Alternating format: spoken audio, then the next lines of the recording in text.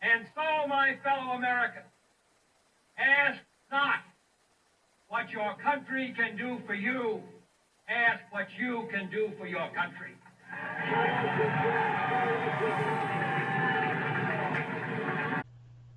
Famous words from our 35th President of the United States, John Fitzgerald Kennedy. Spoken during his inaugural address held on January 20th, 1961, from the East Portico of the U.S. Capitol Building in Washington, D.C. Who would even guess that in less than 3 years his presidency and life would be cut short by an assassin's bullet on Friday, November 22nd, 1963. In the words of Jacqueline Kennedy during a Life magazine interview with Theodore H. White on November 29, 1963, just 4 days after JFK's burial, she stated, "Don't let it be forgot that for one brief, shining moment, there was Camelot." 2020 marks the 57th anniversary of JFK's assassination, and on today's special episode of History and Relics, I'm going to share with you some rare artifacts and personal stories from that era that tie directly to both John and Jacqueline Kennedy. So keep it here. You won't want to miss a minute.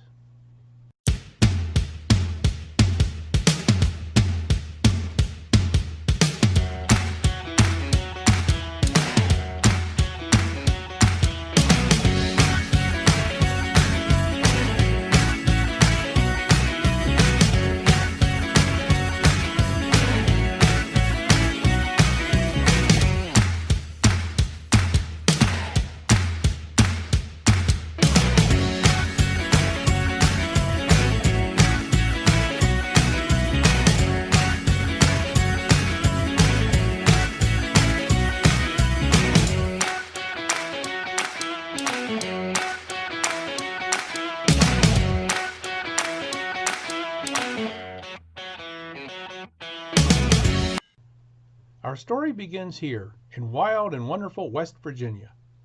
This is a look from Cooper's Rock that's near Morgantown. My dad, Robert Hefner, was born and raised in Morgantown.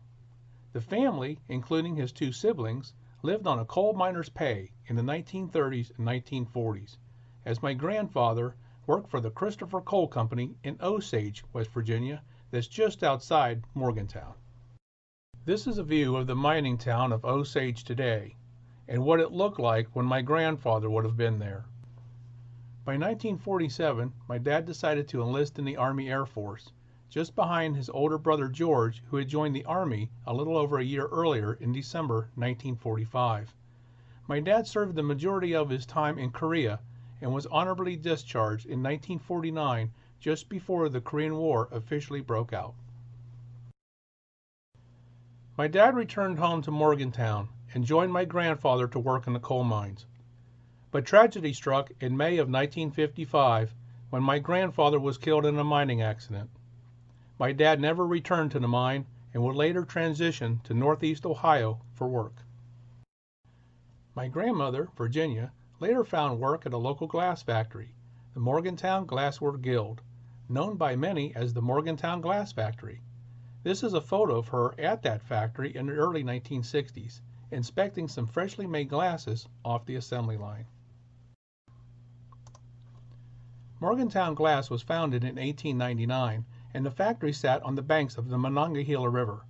After being sold to Fostoria Glass in 1965, the factory later closed in 1971. The site was demolished in 1989 to make way for a new power plant. However, during their time, this factory produced some of the most beautiful glass in the nation. Soon, Morgantown Glassware Guild would be the envy of many a glassmaker, and my grandmother was right there when history was made. The First Lady spotted a simple yet elegant crystal stemware while staying at the Carlton in New York City. Being newly moved into the White House in 1961 and championing a new decor, she immediately asked about the origins of the glass and learned it was made in Morgantown, West Virginia. Mrs. Kennedy then had an inquiry sent to Morgantown Glass, to which they readily responded by sending samples of the crystal to the White House. She loved them and placed an order for 50 dozen of each item. White wine glasses, water goblets, red wine glasses, toasting or champagne glasses, and finger bowls.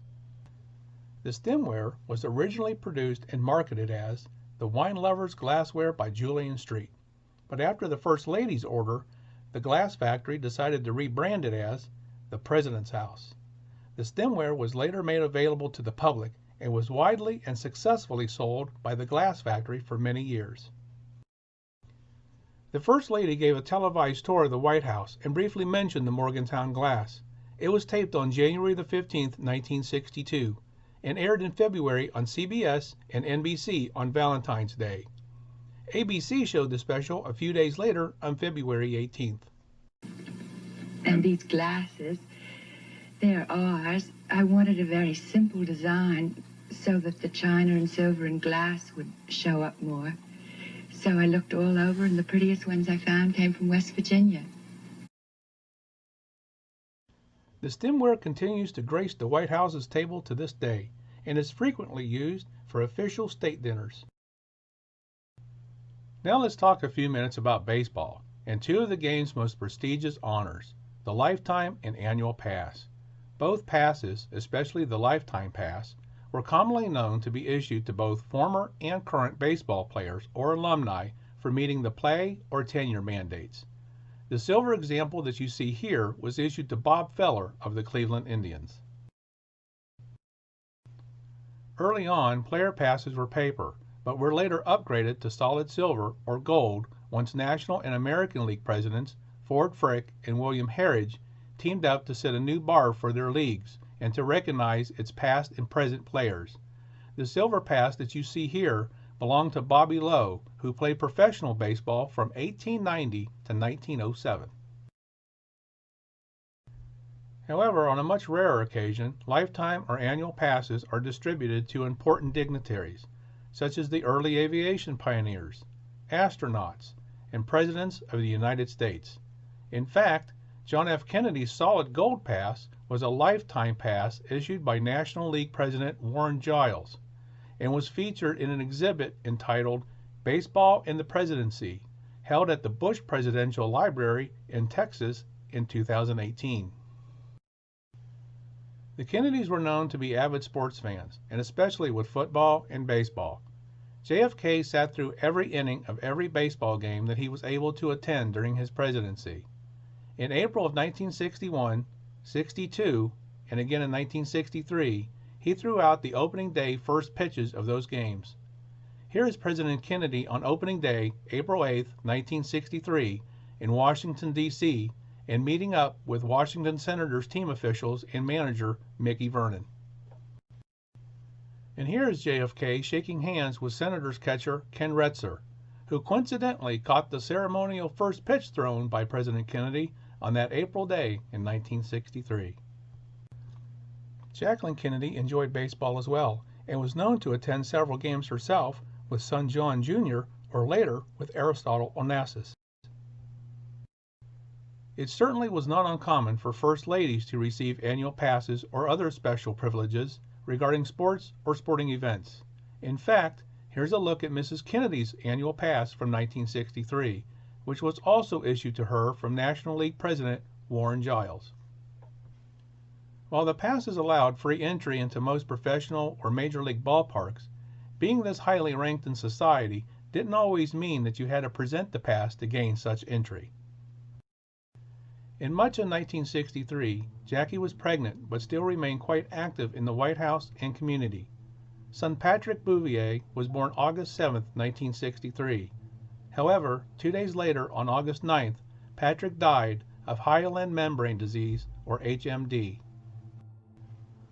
Only 3 short months later, Patrick's death would be eclipsed by his father's assassination on Friday, November 22, 1963, in Dallas, Texas, by Lee Harvey Oswald. The next day, Kennedy's body was taken to the East Room of the White House. As he laid in repose, the honor guard stood watch over the flag-draped coffin.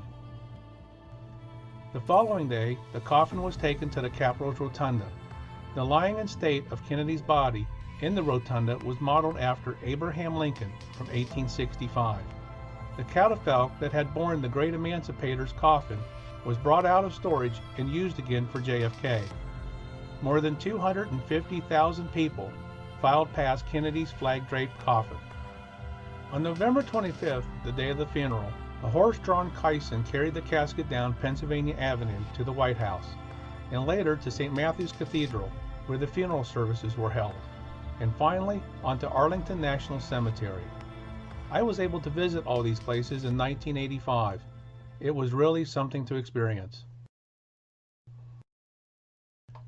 My dad and family, like much of the country at that time, mourned their president, but my dad wanted to do more, so he broke out a pen and paper and wrote a poem in tribute to JFK and sent it off to the White House.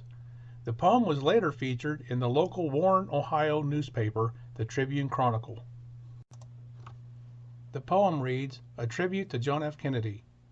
President Kennedy was a very fine man. He was well loved throughout the land. His heart was big, and his smile was too. But his sudden death shocked the whole world through. Now that he's gone, what can we do but keep up his work, faithful and true? He served his country in many ways. He never faltered or went astray. He always kept busy as bees, but now he lies close to 3 dogwood trees. By Robert W. Hefner. Within a few short weeks, a letter and photo of JFK arrived from the White House. Jacqueline Kennedy had her secretary, Nancy Tuckerman, express her gratitude and appreciation for my dad's poem in a short letter. My dad hung the photo of JFK on our living room wall, where it hung for many years. In 1995, I grew curious of whatever happened to my dad's poem once it reached Jacqueline Kennedy, so I decided to send an inquiry to then Senator Edward Kennedy.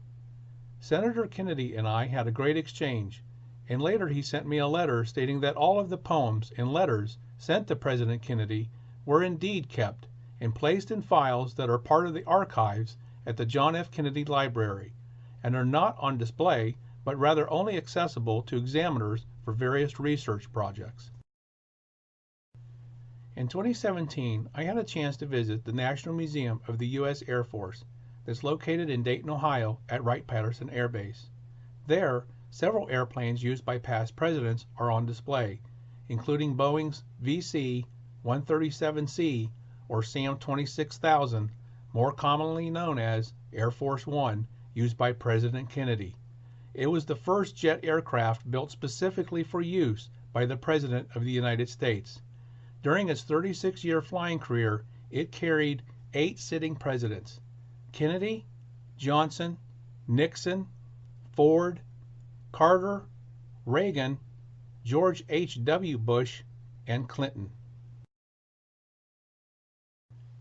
You even get to tour the inside of Air Force One while at the museum. So let me show you some of the interior of the plane. We will also pass by the area where Jacqueline stood next to Lyndon Johnson as he was being sworn in as president after JFK's assassination.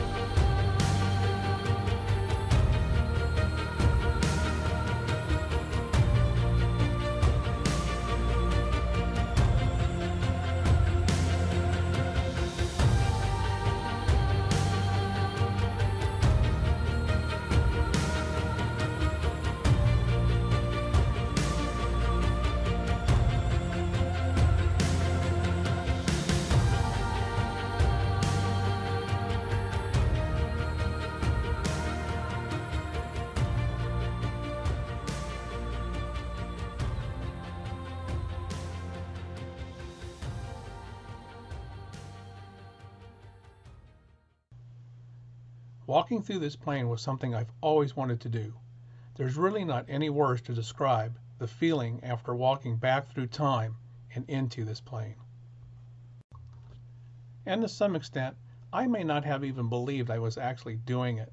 And remembering back, seeing a multitude of photos of JFK and Jacqueline entering and exiting the plane, and knowing that I was right there, walking in those same footprints for a moment in time. In 2019, my wife and I got to visit another extraordinary museum that everyone should at least visit once in their lives, the Henry Ford Museum in Dearborn, Michigan. Like my parents before me, I got to see the 1961 Lincoln presidential limousine that President Kennedy was killed in. Again, just like with Air Force One, you get chills seeing this car and knowing its history. It was originally a midnight blue, unarmored convertible that, after the assassination, was rebuilt with a permanent roof, titanium armor, and black paint. The car remained in service until 1977. So let me take you around so you can see this car up close.